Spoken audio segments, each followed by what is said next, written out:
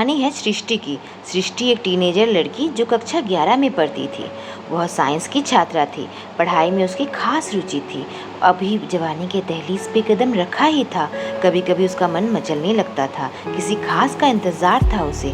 पहले पीरियड्स जैसे ही लगी वो कक्षा में चली गई। आज कक्षा 11 की पहली क्लास थी। उसके बगल वाली सीट खाली थी। तभी वहाँ कोई बैठने आ गया। सृष्टि। जैसे ही मैंने नज़र घुमाया, एक हैंडसम सा लड़का मेरे पास आकर बैठ गया। उस लड़के को देखकर मेरी दिल की धड़कन मानो थम सी गई। उस लड़के ने मेरी तरफ देखा भी नहीं। फिर हम दोनों पढ़ाई में लग गए। वह लड़का मुझे कई बार क्लास में दिखाई पड़ता था। मुझे तो उस लड़के का नाम तक पता नहीं। एक दिन साइंस के प्रोजेक्ट के लिए टीचर ने स्टूडेंट्स की टीम बनाई। मेरी टीम में 4 लोग थे। एक तो था मेरा बचपन का दोस्त राहुल, दूसरा मेंबर थी श्रेया। अपनी टीम की आखिरी मेंबर को देखकर मैं हैरान रह गई। ये तो वही लड़का है जिसे मन ही मन शायद मैं पसंद करने लगी हूँ। उसका नाम है आर्यन। मन ही मन मैं बहुत खुश हो गई। बायोलॉजी का प्रोजेक्ट के लिए सब छात्रों को फार्म हाउस जाना था। मेरी रुचि फिजिक्स में ज़्यादा थी, पर आर्यन के बारे में सोचकर मैं खुश हो रही हूँ। साइंस प्रोजेक्ट के दौरान जब फार्म हाउस गए तो पहली बार आर्यन ने मेरे साथ बात किया। मधुमक्खी के फार्मिंग पर प्रोजेक्ट बना रहे थे। आर्यन सिर्फ हैंडसम ही नहीं, काफ़ी ताकतवर लड़का है। काश ऐसा लड़का मेरी ज़िंदगी में आ जाए। आर्यन बोला, मैंने तुम्हें कई बार स्कूल में नोटिस किया, पर कभी बात करने की हिम्मत नहीं हुई। तुम बहुत ही खूबसूरत और होनहार लड़की हो। यह सुनकर मुझे खुशी भी हुई और शर्म भी आई। मैंने आर्यन से बोला, मैंने भी तुम्हें कई बार नोटिस किया, पर बात करने की हिम्मत मुझ में भी नहीं हुई। फिर हम चारों मिलकर ग्रुप में प्रोजेक्ट की बात की। वापस दिल्ली लौटने की बारी आई। हम दिल्ली में मयूर विहार इलाके में डीपीएस स्कूल में पढ़ते हैं। हम बस से दिल्ली वापस आ रहे थे कि बॉर्डर से पहले ही बस का एक्सीडेंट हो गया। बस की एक ट्रक से टक्कर हो गई और जिस साइड हम बैठे थे उसी साइड टक्कर हुई। उस टक्कर से मुझे सिर और हाथों में चोट आई। आर्यन को भी सिर और हाथों में चोट आई। मुझे दर्द हो रहा था। मैं बहुत घबरा गई। मेरी धड़कनें बहुत तेज हो गई। तभी आर्यन मेरे पास आया और मुझे गोद में उठाकर बस से उतर गया। एक ऑटो पकड़कर तुरंत नज़दीकी हॉस्पिटल में मुझे लेकर गया। हॉस्पिटल में पहुँचते ही मैंने आर्यन से पूछा, तुम मुझे उठाकर यहाँ तक ले आए, जबकि तुम खुद भी घायल हो। ऐसा क्यों किया तुमने? उसने कहा, शायद मन ही मन मैं तुम्हें चाहने लगा हूँ। यह बात सुनते ही मेरे हाथ पैर ठंडे हो गए। एक अद्भुत सा एहसास मेरे अंदर छाने लगा। कुछ ही देर में जितने भी बच्चों को चोट लगी थी सारे उसी हॉस्पिटल में पहुंचे। स्कूल वालों ने हमारे माता पिता को खबर भेज दिया था। सबके पेरेंट्स हॉस्पिटल की ओर भाग कर आए। मेरे वार्ड पर आर्यन भी था। डॉक्टर और नर्स हमारा इलाज कर रहे थे। तभी मेरे और आर्यन के पेरेंट्स वार्ड में आए। आर्यन के पेरेंट्स को देखकर मैं चौंक गई। ऐसा मैंने सपने में भी नहीं सोचा था।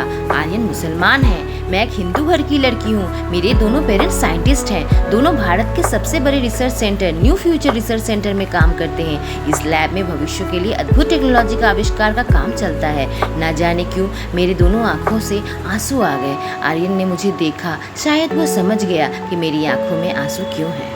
पूरी तरह से ठीक होने के बाद मैं आर्यन के घर थैंक यू बोलने पहुंची। उसके घर देखकर मैं हैरान रह गई। वो अपने माता पिता, एक भाई और 2 बहन के साथ एक छोटे से घर में रहता था। देखकर ही लग रहा था वो लोग गरीब हैं। आर्यन के घर पहुंचते ही वह घर से बाहर निकला। उसने मुझसे कहा, चलो घर के बाहर पार्क है, वहीं बातें करते हैं। पार्क में पहुंचकर हम कुछ देर चुप से बैठे रहे। फिर मैंने आर्यन से बोला, मेरी मदद के लिए थैंक यू। उसने मुझसे कहा, मैं तुम्हें बहुत पसंद करता हूँ, थैंक यू की कोई जरूरत नहीं है। इतने में मैंने कहा, मेरे घर वाले कभी नहीं मानेंगे इस रिश्ते को। यह बात सुनकर वह हैरान रह गया। उसने कहा, मैंने रिश्ते की बात तो की ही नहीं। मैं बिल्कुल घबरा गई कि ये मैंने क्या बोल दिया। मुझे खामोश देखकर उसने पूछा, क्या तुम भी मुझे पसंद करती हो? मैंने बस उसकी तरफ देखा और वहाँ से चली गई। आर्यन प्यार भरी निगाहों से मुझे देखता रहा। देखते ही देखते पूरा साल बीत गया। हम पढ़ाई, प्रोजेक्ट और दूसरे कामों में बिजी हो गए। आर्यन से दोस्ती करके साल कैसे बीत गया पता ही नहीं चला। हमारे बीच हंसी मजाक, मौज मस्ती, पढ़ाई सब कुछ चलता रहा। अब वो दिन आ गया हमारे फेयरवेल का। न जाने क्यों सुबह से ही मेरा मन बहुत ख़राब था। फेयरवेल के बाद आर्यन ने मुझसे पूछा, क्या मैं तुम्हें घर छोड़ाऊं? मैंने अपना सिर हाँ में हिलाया। मुझे गेट तक छोड़कर वह वापस जाने लगा। मैंने उससे पूछा, घर के अंदर नहीं आओगे? उसने हैरानी भरी निगाहों से मेरी तरफ देखा और बोला, तुम्हारे पेरेंट्स? मैंने कहा, मेरे पेरेंट्स लैब से रात 9 बजे तक घर आते हैं। उसका चेहरा चमक उठा। मेरे पीछे पीछे सिर झुकाकर वह घर के अंदर आ गया। ना जाने क्यों मेरी आंखों से आंसू आ गया। मेरी आंखों में आंसू देख उसने मुझे अपनी बाहों में ले लिया। पहली बार उसने मुझे अपनी बाहों में लिया था। एक अद्भुत सा एहसास हो रहा था। मैं उसके सांसों को महसूस कर पा रही थी। फिर फेयरवेल का ख्याल आया तो मेरी आंखों से आंसू आ गए और आंसू की कुछ बूंद उसके शर्ट पर गिरी।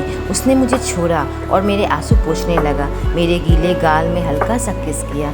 मेरा दिल बहुत तेज धड़कने लगा। उसके बाद हम गपशप और प्रोजेक्ट का काम करने लगे। 7 बजते ही उसने मुझसे कहा, अब मुझे चलना चाहिए, तुम्हारे पेरेंट्स आते ही होंगे। और वो चला गया।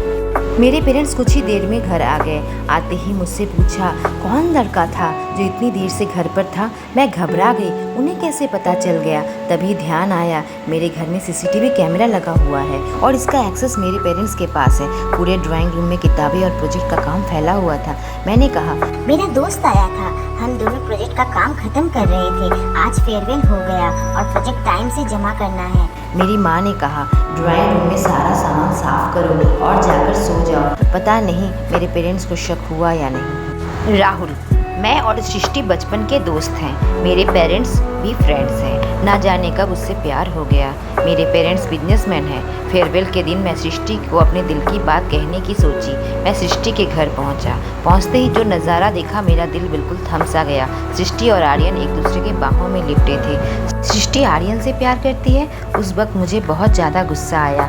आर्यन एक मुसलमान लड़का है और गरीब घर का है। सृष्टि के लायक ही नहीं है। मेरी और सृष्टि के बीच में कोई भी नहीं आ सकता। मैं सृष्टि के पेरेंट्स को फ़ोन लगाया। मैंने उनसे कहा, आपकी बेटी एक मुसलमान लड़के के चक्कर में पड़ी है। सृष्टि, 12वीं का आखिरी पेपर देने के बाद मेरे पेरेंट्स ने मुझसे कहा, तुमसे कुछ जरूरी बात करनी है। मैंने उनसे पूछा, क्या बात है? मेरे पिता ने कहा, हमने फैसला किया है कि आगे की पढ़ाई तुम ऑक्सफोर्ड यूनिवर्सिटी से करोगी। मैं सुनकर दंग रह गई। उन्होंने मेरी ज़िंदगी का फैसला कर लिया। मेरी राय लेना जरूरी भी नहीं समझा। मैंने अपने पिता से कहा, मैं तो दिल्ली यूनिवर्सिटी से पढ़ने का सोच रही हूँ। मेरे पिता ने कहा, तुम एक साइंटिस्ट बनना चाहती हो और ऑक्सफोर्ड यूनिवर्सिटी से हर तरह का मौका मिलेगा तुम्हें साइंटिस्ट बनने का। मैंने सोचा ऑक्सफोर्ड यूनिवर्सिटी में जाने का मतलब है आर्यन से हमेशा के लिए जुदा हो जाना। मैं शॉपिंग के लिए गई। वहाँ मुझे आर्यन मिला। मैंने उदास नज़रों से आर्यन की ओर देखा और बोला, मेरे पापा चाहते हैं कि मैं आगे की पढ़ाई ऑक्सफोर्ड यूनिवर्सिटी से करूं। बहुत जल्द मैं इंग्लैंड जाने वाली हूं। मैंने यूनिवर्सिटी के लिए अप्लाई कर दिया है। आर्यन कुछ नहीं बोला। मन ही मन शायद कुछ सोच रहा था। वह मुझे देखता रहा। यूनिवर्सिटी जाने का दिन, अब वह दिन आ गया जब मुझे फ्लाइट पकड़कर लंदन जाना था। मेरे पिता का फ़ोन आया। हम दोनों आज नहीं आ सकती, ड्राइवर तुम्हें एयरपोर्ट तक ड्रॉप कर देगा। शायद मेरे पेरेंट्स ज़रूरी काम में फंसे हुए थे। दुखी मन से मैं घर से बाहर निकली और यही उम्मीद कर रही थी कि एक बार आर्यन के दर्शन हो जाए। जैसे ही मैं घर से बाहर निकली, आर्यन सामने खड़ा था। उसने कहा, मैं तुम्हारी मदद कर देता हूँ एयरपोर्ट जाने में। शायद यह हम दोनों की आखिरी मुलाकात थी। कार में बातें करते करते एयरपोर्ट पहुंच गए। एयरपोर्ट के अंदर जाने से पहले आर्यन को मैंने एक खत दिया।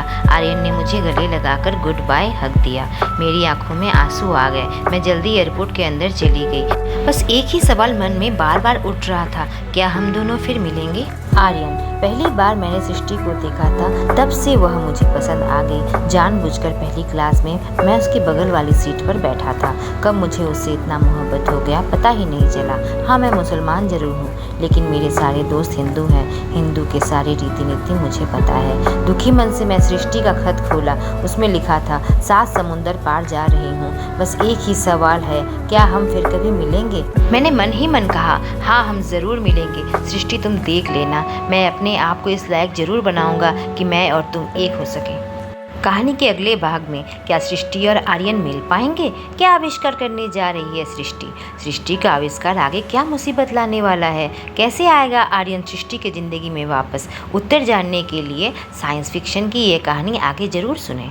यह कहानी मैंने खुद लिखी है और इसका भाग 2 मैं जल्दी ही पोस्ट करने वाली हूँ। कहानी पसंद आई हो तो कमेंट ज़रूर करें और सब्सक्राइब करें। Thank you.